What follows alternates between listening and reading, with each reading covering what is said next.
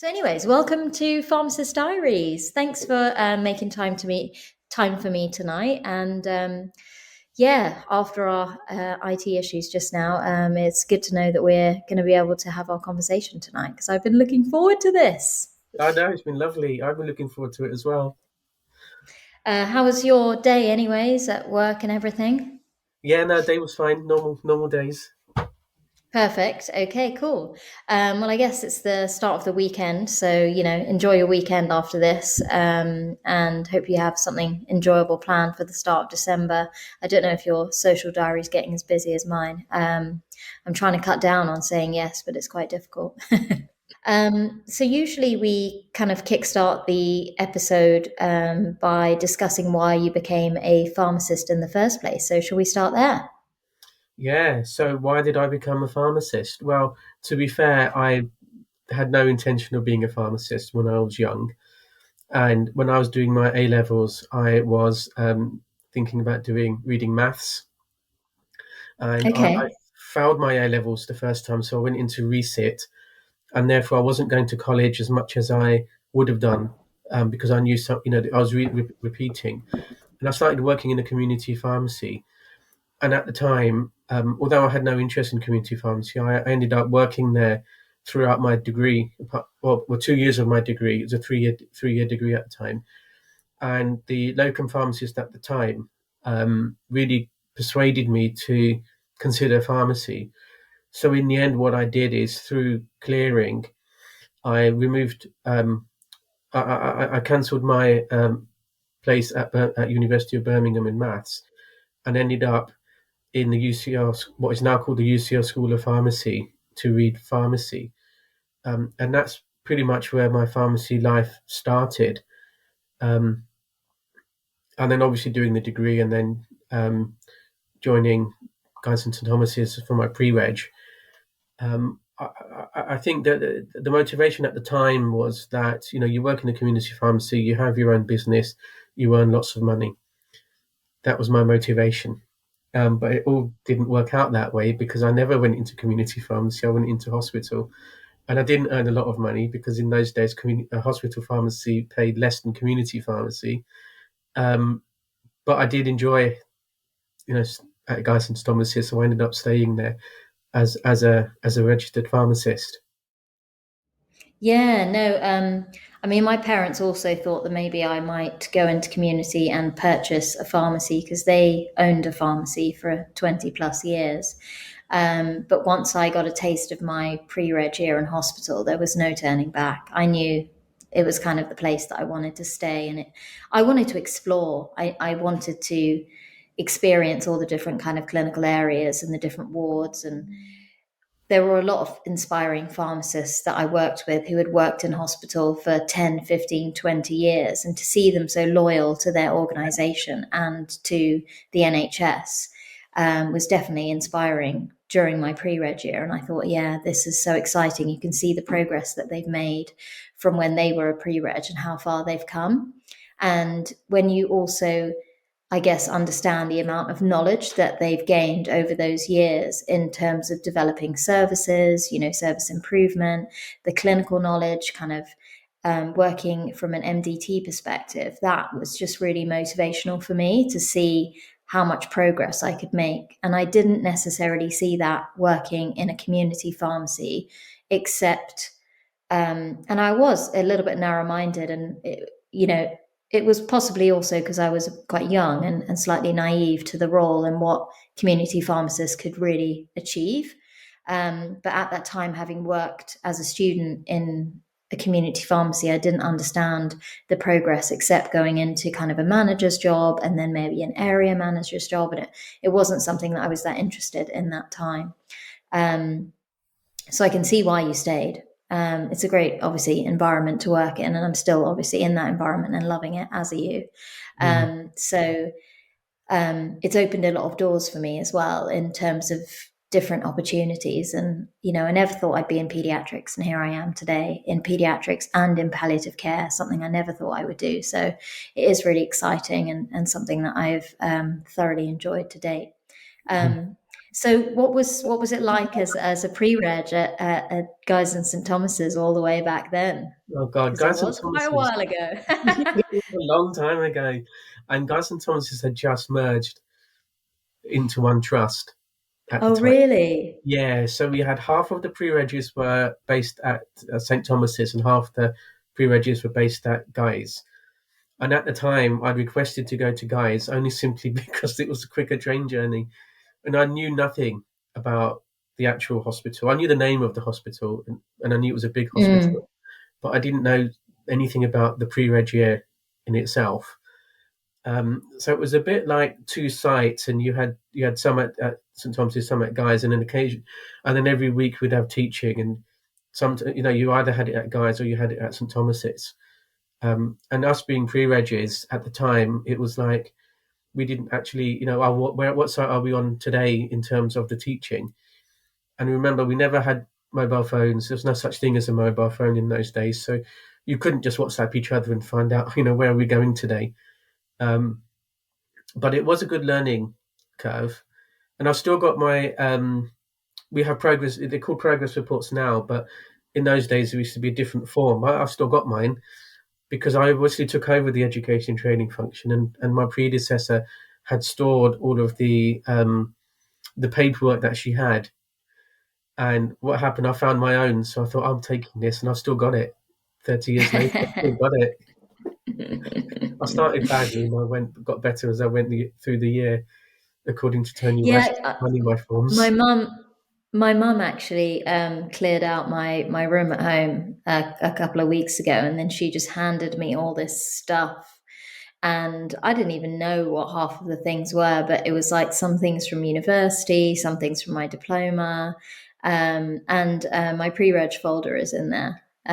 So all my evidences and kind of what I was getting up to is in there, and I'm definitely going to read back and see the kind of depth of information that I was providing in terms of getting my standards signed off. It will be interesting, to go back a decade and see where I was Yeah, at that time.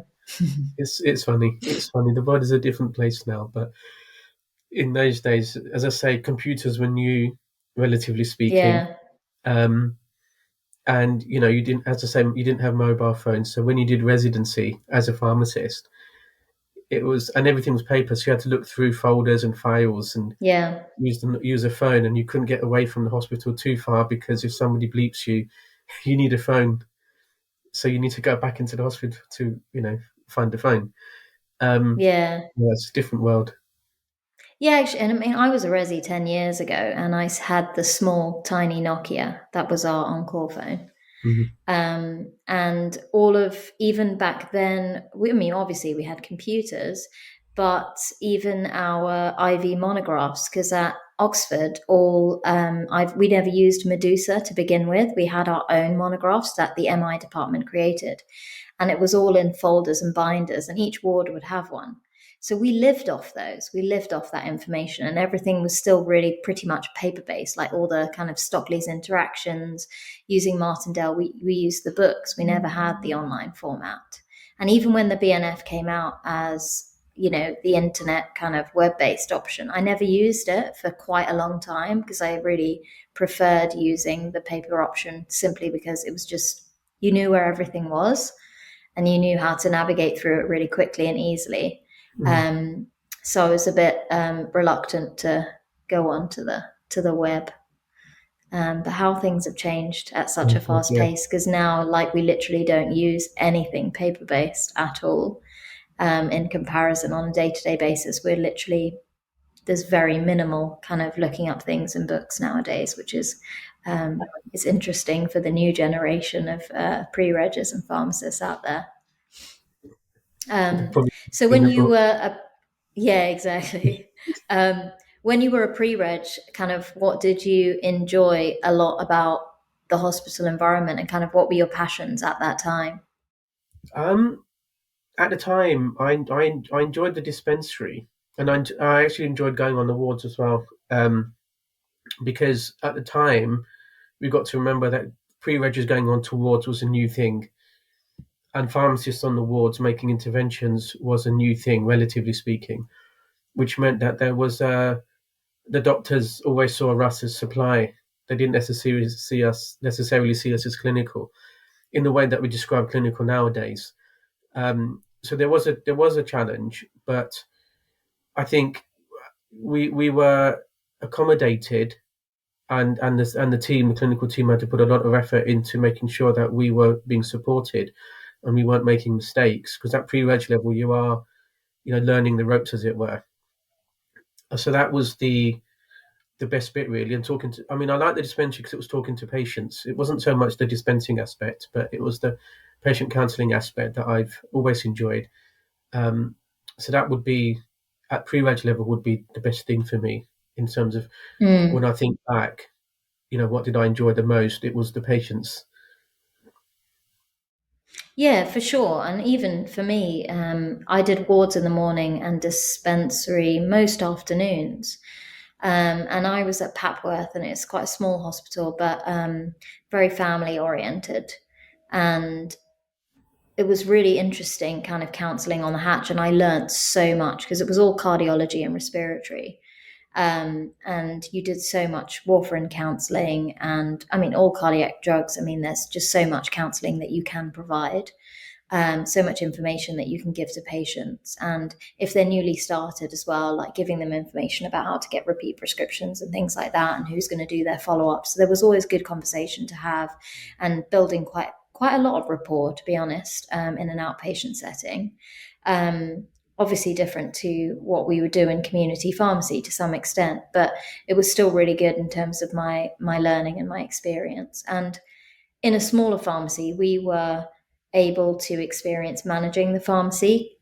So we used to like be given a week, where we would be managing the dispensary, as part of our experience, which was really interesting and a good way to kind of put yourself out of your comfort zone. And it was so scary that week, knowing that all the decisions would be made through me and everyone would be asking me questions rather than me being the one who's questioning everyone else. But again, really good part of the experience and part of the training year. And I got a lot of standards signed off that week, um, as you would expect. Um, but it was quite towards the end of the pre-reg year. Was there anything, I guess, in your pre-reg year that's quite different to what the guys in St Thomas's pre-regs do now? Pretty much everything is different, I suppose. I mean, the traditional aspect of working in a dispensary is still there at Mm, Guys, or not at Guys, in any hospital. The pre-regis will do a dispensary rotation. But nowadays things are different because you're getting more ward-based dispensing. So the pre-regis are doing a lot of supply nearer to the patient rather than the dispensary bit of it. I mm, think the clinical stuff has just changed massively um, nowadays, because we allow the pre-regis to be, or trainee pharmacists as they're now called, but to allow them to have some autonomy when they're on the wards. We did have a dispensary week like you did, in those days, and it was exactly as you describe it, in terms of real challenge, in terms of managing the operations and sending people to go for tea and come back at a right yeah. time, so you've got the next person to go to tea. I think a lot of that's now taken away from that. It's taken, pharmacy technicians now do the managerial side of the dispensary, so they send you to tea and things like that. But it's an important skill, because if you're working in a community pharmacy, for example, as a pharmacist, you might be having a big team where you need to send them to tea and lunch breaks and manage their time, um, as well. So there's all, really transferable skills. Yeah, 100%. And it's good to try different things because I guess during your pre-reg year, especially, or your trainee pharmacist year, when you're in a hospital setting, you're usually with a specialist pharmacist, or someone's there kind of taking care of you. And there is obviously a lot more autonomy than there was in the past, especially once you get signed off for all your drug histories and things. You can kind of be quite self-sufficient in terms of managing patients, managing your time, prioritizing which patients will need drug histories first, um, you know, helping to do supplies for patients, that kind of stuff. You do have to learn those skills. Um, but in terms of leadership now, you have to kind of, I guess, use your initiative and think outside the box in terms of how you're going to get those standards signed off, instead of having it kind of built into to the training year, which is slightly different, because it is hard to get 20 pre-regs to have a week of their own where they get to run a dispensary. And St Thomas's dispensary isn't exactly a small place. It's, it would be a very big challenge for them to be able to kind of run that environment. But where I was, it was relatively small, but I still felt out of my comfort zone at that time. Yeah, we've before I left, guys, we ended up with a huge number of pre-regis, um, and a very complex program to manage because they were Yeah. doing all sorts of different things.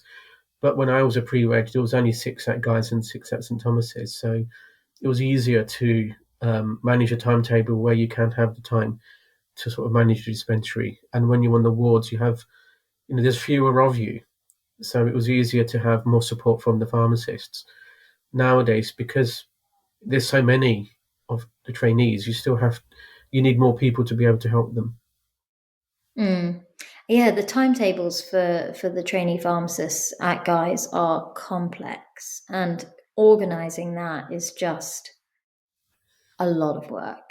Especially when they're on split placements, and then some of them who are coming in for 4 weeks at a time. You've got to do all these honorary contracts and HR kind of protocols and things, and that organization takes a lot of work and a lot of energy and a lot of organization. It's a really busy role, and I can see the challenges. I did a pre-reg director role at Buckinghamshire prior to coming to the Evelina.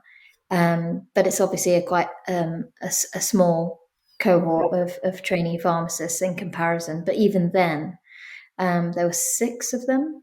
It was still quite challenging to organise their timetables and make sure that everyone's in the right place, the right time, making sure that they all get a fair amount of every specialty area as well. Um, it's definitely a really great job in terms of learning and experiencing your organizational skills for sure. That was a big kind of pressure when doing that job, and also you're responsible for their learning and their development, which is a huge responsibility because you're at the end of the day you're signing off all these trainees to then go onto the register. So there is a lot of responsibility, but it's a super rewarding job. It's an absolutely phenomenal way to enjoy seeing the next generation of pharmacists go out there and actually start working, like, when they're registered, and to see them change and develop and their confidence gets built, and challenges that they face personally, change over time, and you help to, I guess, grow them into professionals is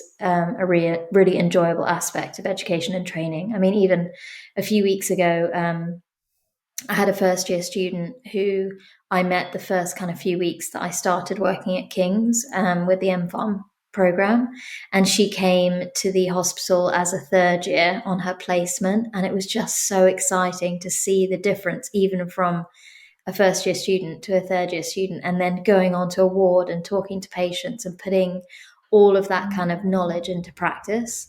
It was really rewarding for me to see that change in her and to see how different and kind of energized she was to get out there and actually help people. So yeah, no, I do love the education and training side of my role, and I'm sure obviously you've been doing it for, 2 decades, is it now? More than Has it that. been 20 years? Yeah. Yeah, So, yeah. you know, you I've only had a snippet of that enjoyment in comparison to you. When was it that you knew that you wanted to go into an education and training job? So what happened was that probably 5 years into my practice, I was, but in the year 1999 actually, because it was the year 2000 was when the world was going to end, and it didn't end. It was that I was in that crossroads in terms of, do I want to stay in pharmacy? Do I want to do something else?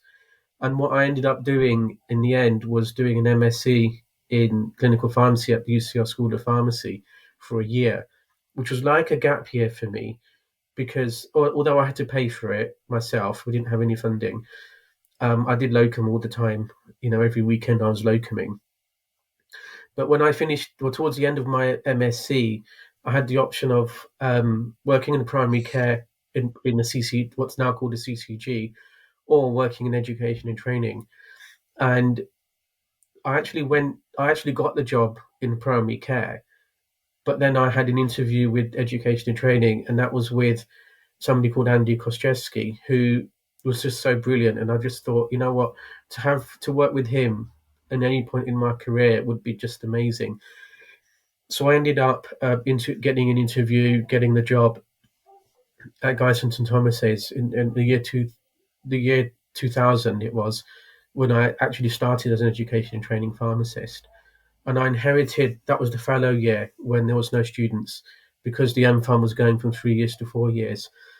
So I thought at the time that, oh, there's no students, it'd be easy. But actually, what happened was that Alice, my predecessor, had got students from Bradford University and from Scotland who didn't have a fallow year, so we were still full. So that was a bit of a early steep learning curve. And I finished my MSc, and then Andy recommended me to do a PGCE, and I didn't know what a PGCE was at the time. But 3 weeks after finishing my MSc, I was at University of Greenwich doing a PGCE for 2 years, and that then really consolidated my education and training knowledge. But it also made me realise how passionate I am in terms of developing people. Um, and pretty much, when I did the PGCE, there was no pharmacy there was no healthcare in the room. It was all other people, and I learned so much that you wouldn't necessarily learn if you stay within a hospital or stay within the NHS. Hence, I could do things differently because I've experienced different things, and that's how we started creating the pre-reg program. Was always changing every single year because I always wanted to test new ideas and see if they work, and sometimes I did and sometimes I didn't. But that was the beginning of my Mm. journey and my passion, and I realized that I didn't mind being a clinical pharmacist, but it wasn't something that I was massively passionate about. Okay. And I guess once you'd, like during your MSc and completing your MSc, what aspects of the course were you able to then put into practice into that role? So my thesis was around non was around adherence, and it was around, can you use the human error theory to describe patients' intentional non-intentional adherence. So having done that MSc, the way that I was helping the trainees, and not just the trainees, the pharmacists around, was that sometimes people unintentionally don't take their medicine. So we shouldn't be having a that sort of parent-like view that it's bad for you not to take your medicine. Um, and sometimes they would not taking their medicines intentionally.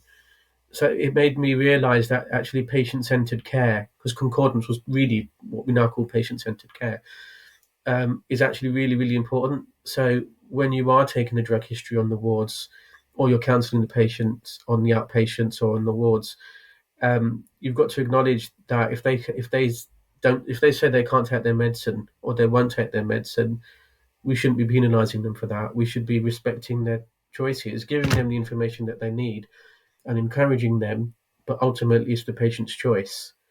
So that was the key thing that I embedded when it came to clinical pharmacy, because we're not taught that stuff at university in terms of the patient has a choice. What we get taught at university is you provide information and advice to a patient, and you should take that feedback back, but you're basically telling them to take this tablet that they may not want to take, but you're not really listening to their views and their reasons for, because some of the times there are legitimate reasons.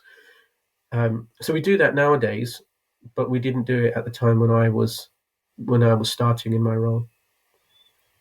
Interesting. And what were the rotations like back then when you first started your role in education and training, and kind of how did that develop with time in terms of what we exposed our trainees to? Yeah, to be honest, the rotations are standard. I think they're still the Okay. same because I remember when I was a newly qualified pharmacist, I did technical services, I did surgery, I did medicine, um, and those sorts of rotations. And now, because again at Guy's, because we've got so many trainees at Guy's and St Thomas's, you have to be a bit more creative and have surgical oncology or pediatrics into the program. Um, because we did have peds in the program in those days, but again, it was on the Guy's site, and there was no peds in the St Thomas's site, so they'd have to come over to Guy's to their pediatric rotation. But I think the core aspects of any pre-reg program is the same. You know, MI, quality assurance, quality control, manufacturing, the ward areas. You know, the basic ward areas, the core. Sorry, not basic, but core ward areas. Pretty much the same everywhere, I think. Mm. I mean, I had an MI rotation, but we didn't have an MI department. We just used the workbook. So the trainee pharmacists who do get to work in a hospital which has a proper medicines information department are really fortunate, because it's a really good place to learn. And some of the trainee pharmacists who've had their MI rotation really early on in the year have found it really useful. Because obviously they get to learn about all these different resources that they could use on a ward or with their patients, or to look up at interactions which they potentially wouldn't have used at university or didn't have exposure to in their, MPharm degree. So it's definitely a massively interesting area, a necessary part of kind of the trainee year if you're in a hospital as well. But also it helps to build up all your kind of communication skills as well, whether that's verbal, phone communication, whether you're having to write emails, or having to call patients and you're having to use different techniques in terms of your communication. It's really valuable. And even answering the phones is really, really, really good, because you have to take in all those necessary bits of information and not have to call the doctor or the nurse back like 3 times because you've forgotten to ask something. And that does happen, and it's part of the experience, and it's good that you learn from it. And even as a resident, there were many times that I kind of got pieces of information, started to look things up, and was like, oh no, I'm going to have to call them back, I need to ask like 5 more questions. But with more and more experience, you know exactly what types of questions you need to ask for certain scenarios, and now those have been embedded into my brain, and it becomes very natural and easy for me, to kind of look at inquiries, in comparison to how I used to deal with them, a decade ago, which has definitely been really, really valuable. um, I loved my MI rotation, even as a, kind of a resident. When you spend 3 months there, I loved it, and we got 2 hours of kind of wartime, and then the rest of the time was in MI, and we just got such a huge variety, of inquiries. And they, as time goes by, you get more and more complex things being given to you, to experience. And actually, the way that you document things, when we used MI Databank, it was really important that you provide all the necessary pieces of information. It's very structured in terms of your approach of documentation, which I found really valuable, and also helped me with writing notes, because obviously we were paper based back then. So writing notes inside the patient's medical notes to the doctors, whether you want them to change a medication or there's an interaction you want them to try and review. The way you write in terms of your style changes with kind of experience. So I found that really valuable. Yeah. How have you find actually that the trainee pharmacists themselves have changed over time? Because I think that 10 years ago, when I was or a pre-reg, my attitude was very different to, um, I guess, how I approach the trainee year in comparison to what I think trainee pharmacists come into these days. I think it's a generation issue. I think that people now are very instant. They want they need that feedback there and then. They Because they're used to phones, looking up things on the phone. Um, it's a bit more, tricky for us. In those days, there used to be. I mean, it was the same sort of thing. You had good pre-regs and bad pre-regs, and the ones who needed help. But in terms of how they assimilate information now, it's very different.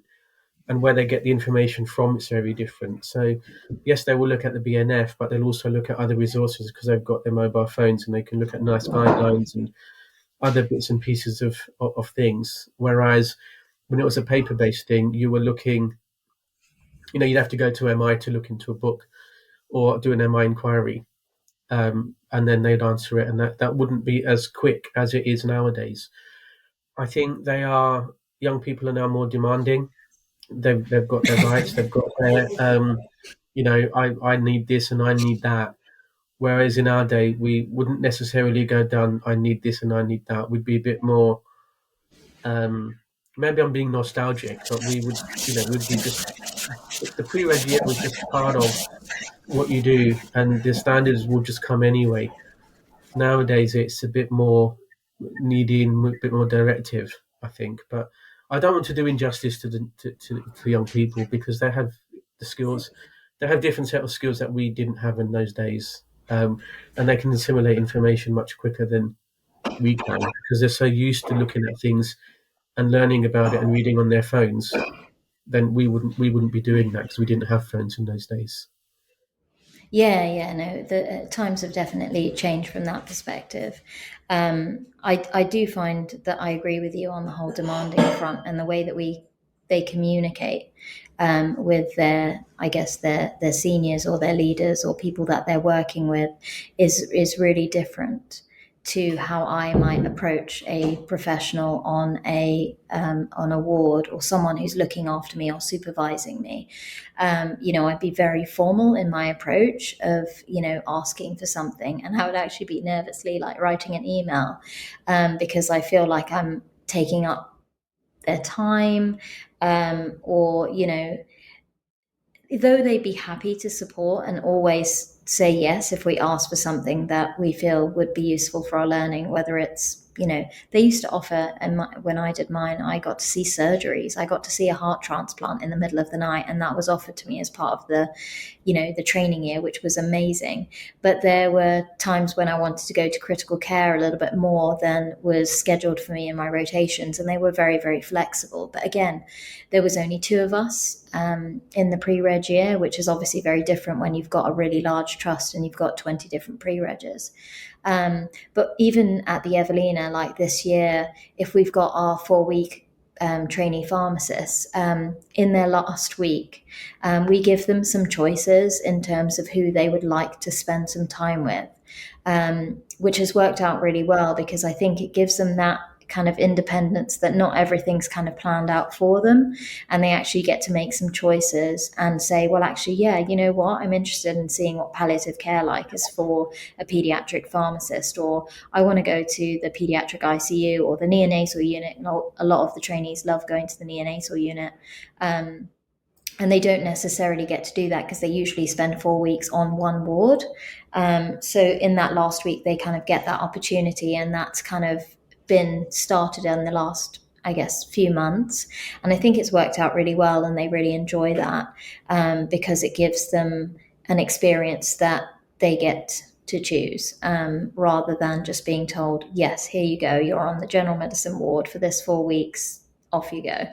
And they get to choose the type of learning environment, whether it's an MDT setting, whether it's a ward round, whether it's sitting in meetings that I go to for palliative care, or actually screening prescriptions with me, or talking to patients, who are, or counselling patients or parents in a palliative situation, or dealing with inquiries with GPs and things is quite different for them, and they have enjoyed that. I had one pre-reg come with me a couple of weeks ago, and she loved it. Like, she seemed to really enjoy it. I hope she did, anyways. And yeah, I think you're right though, in terms of experimentation, that it's really important that we look at what we've done and we get their feedback and kind of survey what's gone well, what hasn't gone well, and actually get them to represent their own group and give us the kind of information that we need. And sometimes the comments are quite needy, and you're just like, well, this is just how it is. Like, sometimes they complain that they have to dispense too much, or they feel like they're constantly just doing drug histories. Well, I'm sorry, that's just a basic part of what you need to do and what you need to learn and what you need to experience in your pre-reg year. And it's not all kind of clinical and interactions and speaking to the doctors and making interventions. And you have to be really, really good at the basics, and the better you are at those things, the more you can build as you actually go into your full-on pharmacy role.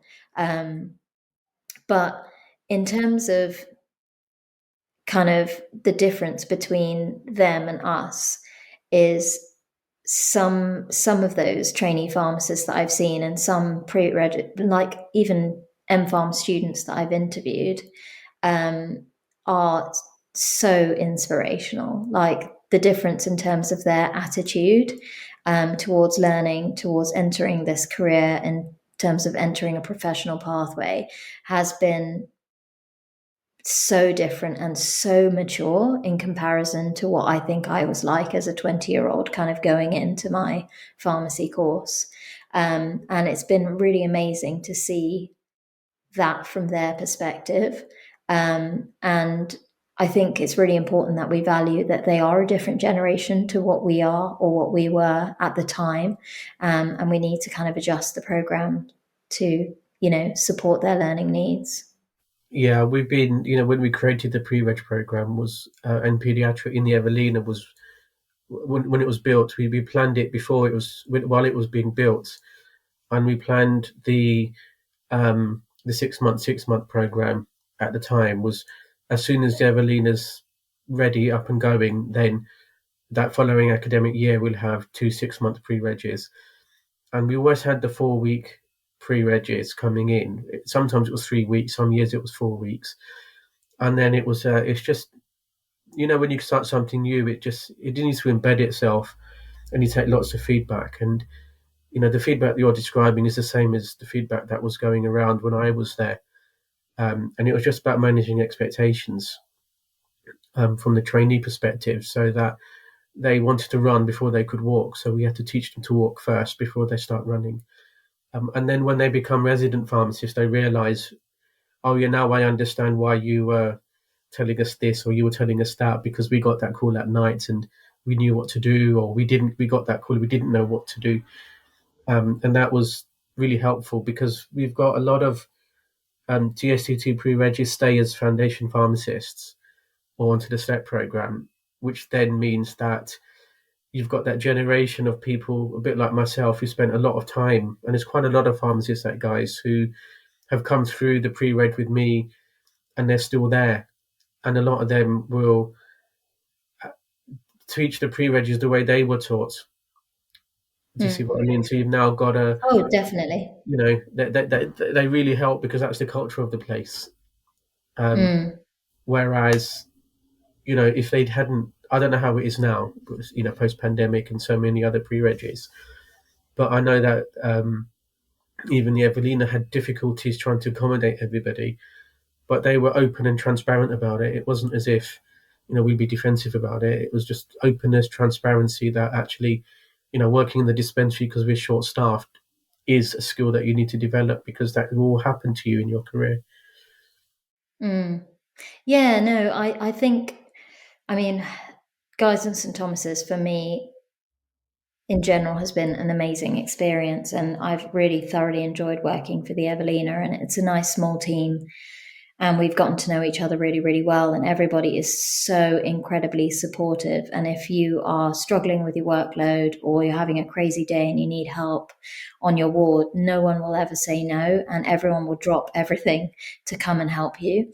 And it's the kind of the loyalty towards the organization. And I see that a lot with some of the trainee pharmacists who then go into STEP and then become band sevens. They're very loyal to the trust, and they're very loyal to the workplace, and they want to do what's best for their employer.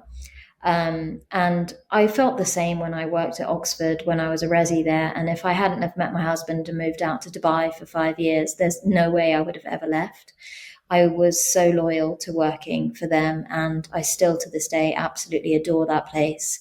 And I would drop everything to go and work there because it's just, I don't know, it's just home for me. Like when you've been trained somewhere and you've been raised in that environment, it does feel like a home environment, and you want to be loyal to them because you also enjoy the idea of giving back to that community because they raised you, and you want to give back to the next generation who are coming through. And as a step pharmacist or a resident pharmacist, you also have that very close knit family feel, because when you're in that first year and you're scared out of your mind about what's going to happen on that first night shift, the other residents who are in the second and kind of third years are, so supportive and caring and look after you. And when you get to second or third year and you've got that confidence and you know everything's going to be okay, you turn it around and you help other people. That aspect of hospital pharmacy is something that I will never forget, and I absolutely love. And every trainee pharmacist, I'm like, go for step, go for residency, you'll love it. These are the reasons why I enjoyed it. And I know it's not for everyone, but it's just because I thoroughly loved it that I want everybody to experience the same. And just the amount of skills and kind of transferable skills that I gained from that experience that then transferred on to many other enjoyable jobs. I don't think I would be who I am without it, which I think is really valuable. And yeah, no, I genuinely I adored it, and I recommend it for all kind of younger kind of trainee pharmacists to go for it and try and get into the program, because it's worth it for your education. Yeah, I'm biased, but yeah, I agree with you. Yeah, of course. I think that's the thing, when you've been through it yourself, obviously, in your head, it's like, it's the best thing to do. Everyone should do it. And you have your reasons as to why you think that way. Of course, it's challenging for a lot of people. They find the whole idea and concept of night shifts and being on your own is scary. It's intimidating. But to be honest, I'm the kind of person who really likes to be put outside of my comfort zone and be challenged in that way. And not everyone wants to do that, and that's completely fine. But it's made me much stronger. It's given me kind of a lot more courage to try new things. And pharmacy is always there's always new things to learn, and you're always in a constant kind of development practice. It's just standard. You're always like, my family's just like, when are you ever going to stop studying? I mean, how many degrees are you going to do? And I'm just like, this is normal. This is just like, it just feels like it's expected and it's standard and it's just what we're meant to do. Like, everyone knows I'm on my prescribing course at the moment, and my family like, again, like another one. And because I just feel so passionate about what I'm going to be able to use with it afterwards, I feel really excited about it. I'm really happy to be kind of learning, and I'm grateful that actually the hospital are paying for it, and they're paying for my learning and development, and then I'm going to be able to use it by setting up, hopefully, some medicines optimization clinics for our pediatric palliative care patients in the community. And to kind of support patients from that perspective, for me, is a win-win situation. Like, it's going to be amazing. And I can't wait to kind of support the team as well in terms of some of the burden of kind of helping in terms of medications, especially with so many supply issues and using everything unlicensed. A lot of our patients find it difficult to get access to things from their GP, and they keep calling our on-call service, and our consultants and nurses are dealing with that, when it would be perfectly appropriate for me to deal with that instead and kind of lift that burden from them, and feel more part of the team. Um, so yeah, really exciting. I guess, like, from the kind of future perspective, like, what are your thoughts on how things are going to change in terms of implementing the prescribing course into the MPharm program? So I've been heavily involved with this as a GPhC council member, and I'm the only council member who's got expertise in education and training. So the new standards have been set by GPhC, and we're looking at the year 2025 and 26 of when all students will be prescribers, will have the skills to be a prescriber, and a prescribing course will be built in to their pre-registration training, if that makes sense. That it will probably be in their foundation training year, which is what we now call the pre-reg year. So that will be every single pharmacist. It doesn't mean every single pharmacist will be prescribers, because some might go to industry and some might do other things, but the vast majority will have the prescribing skills. I think then post registration, it's about developing their skills in terms of clinical conditions and having an expertise in a particular clinical area and developing that. And I think that's a fundamental change that is very, very exciting. I'm really, really excited about this, but it's a real challenge as well in the profession in terms of supporting junior pharmacists who are going to be independent prescribers and having that mentoring, supervising, designated supervisor who helps them um, through the prescribing course, but also the mentoring that goes afterwards in terms of medicines are becoming more complex. You've got genomics, you've got personalized medicine, so things will get a bit more challenging. The degree will fundamentally change, and the skills that these students will come out with will be very, very different to what we've done. You've done it 10 years ago, I've done it 20, 30 years ago, but the core skills that we will have, communication skills and everything, but the way that they'll have to handle medicines will be, and how the information and advice will be very, very different. So it's really, really exciting times as far as I'm concerned. Yeah, no, I'm excited about it as well, and I hope to be a part of that because obviously I work with King's, so being part of the MPharm and the postgraduate program and kind of, I guess, closing that gap in terms of the prescribing course will be a very exciting project to be part of. So I look forward to kind of experiencing that for sure. Um, Other than that, like I've genuinely really enjoyed hearing your aspect of kind of your career journey. And I literally cannot believe that you've worked in education and training for over 20 years. And it's really inspirational to have a conversation with someone who's got that much experience. And I look forward to seeing, you know, what you're kind of getting up to over the next few years and how things develop as the MPharm program and this prescribing course change. I usually end the podcast by asking kind of my three favorite questions, if you don't mind. So the first one is always being a pharmacist means. Being a pharmacist for me means that I can help patients to take their medicines correctly, and there is an and because I'm in education and training. Being a pharmacist means that I can feed forward a lot of my skills and experiences to the students who are coming through the system. And I guess if you had to go back in time to the day that you joined the register as a pharmacist, what kind of advice would you give yourself?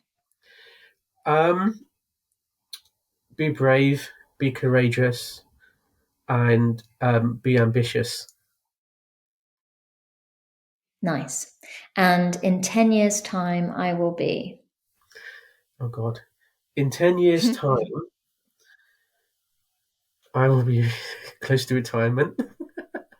But no, in 10 years' time, I'd like to be continuing to do what I'm doing in terms of being a mentor and a coach to lots and lots and lots of people, formally and informally. And I hope to continue doing that until I finish my career in pharmacy.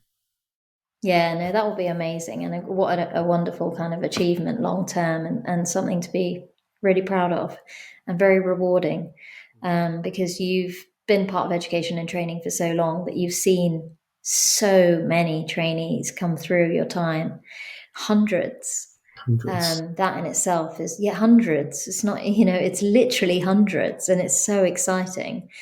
You should count how many it is, I by the have. I've got way. a table. I've got Um, an Excel spreadsheet. I know oh, all of them. do you know? Do you know how many it is in total? It's about 330 or 40 Oh, that's amazing. um, That's amazing. over the Um, years, and that's just my own. Well, not my own, but my own pre-regis. And yeah, some of those are exactly. chief And pharmacists. Some of those have gone up to do big things. So it's oh, it's that's really it's cool. nice. I'm not one of those who gets jealous when somebody's a chief pharmacist and they were my trainee. I've had lunch with my a guy who's a chief pharmacist, and he's still he's senior to me in terms of NHS seniority.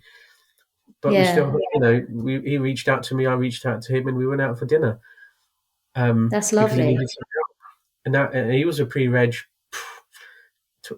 long time ago, probably about 18 years Oh, that's ago. exciting. Oh, that's So, lovely. yeah. And thank you again for making time for me. And sorry about our IT glitches earlier with our sound, but we figured it out. And I really appreciate the time that you've given up on your Friday night to spend time with me. And we'll definitely keep in touch. And yeah, let me know how you're getting on. And yeah, I'll keep in touch with you anyways. Okay. Thank you. Thank you.